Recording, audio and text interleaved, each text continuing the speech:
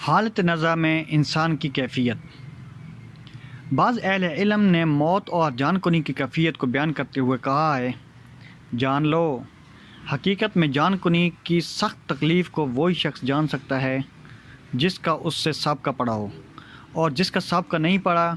وہ اپنے اوپر پیش آمدہ آلام و مصائب پر قیاس کر کے جان سکتا ہے۔ نزع کی تکلیف بالذات روح پر حملہ آور ہوتی ہے، پھر اس کے تمام اعضاء کو، یہاں تک کہ ہر رگ، ہر پٹھا، ہر جوڑ، ہر بال کی جڑ، ہر چمڑی اور سر سے پیر کے تلووں تک کو اپنی لپیٹ میں لے لیتی ہے۔ جان کنی کی تکلیف کو بیان نہیں کیا جا سکتا، یہاں تک کہ لوگوں نے کہا کہ موت کی تکلیف تلوار کی ضرب، آری اور کینچی کی کاٹ سے بھی سخت ہوتی ہے، کیونکہ آری یا تلوار کی ضرب سے جو تکلیف ہوتی ہے وہ جسم اور روح کی باہمی تعلق کی وجہ سے ہوتی ہے۔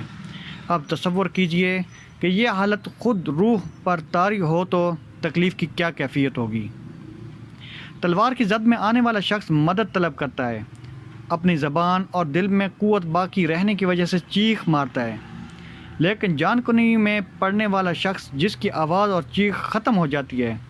نیز اس کی قوت اور اعضاء کمزور پڑ جاتے ہیں، اس لیے کہ تکلیف کی شدت اس کے سینے تک پہنچ جاتی ہے، یہاں تک کہ پورا جسم تکلیف زدہ ہو جاتا ہے، پھر تمام اعضاء و جوارح کو نیم جان کر دیتا ہے اور استغاثہ کی ساری قوت ختم ہو جاتی ہے۔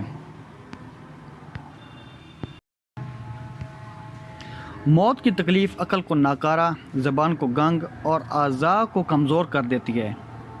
اور حالت نزع کا شکار راحت کی خاطر چیخ و پکار کرنا چاہتا ہے، لیکن اسے اس کی طاقت نہیں رہتی، اور اس میں اگر کچھ طاقت باقی رہ جاتی ہے تو اس کے سینے اور حلق سے روح قبض کیے جانے کے وقت گڑگڑاہٹ اور آواز سنائی دیتی ہے، نیز رنگ پھک پڑ جاتا ہے، تکلیف پورے جسم میں پھیل جاتی ہے، یہاں تک کہ آنکھ کی سیاہی پلک کی طرف بڑھ جاتی ہے، زبان اپنی جڑ کی طرف کھنچ جاتی ہے اور انگلیوں کے پور نیلے پڑ جاتے ہیں۔ اب ایسے جسم کا حال نہ پوچھئے جس کے تمام رگیں کھنچ چکی ہوں، پھر جسم کے تمام اعضاء آہستہ آہستہ بے جان ہو جاتے ہیں، پہلے اس کے دونوں قدم ٹھنڈے پڑتے ہیں، پھر دونوں پنڈلیاں، پھر دونوں ران، اور ہر عضو پر سختی اور تکلیف پر تکلیف طاری ہوتی جاتی ہے کہ روح نرخرے تک پہنچ جاتی ہے۔ اب اس کی نگاہ دنیا مافیہ سے کٹ جاتی ہے، اس پر توبہ کا دروازہ بند ہو جاتا ہے اور ندامت و حسرت اسے گھیر لیتی ہے۔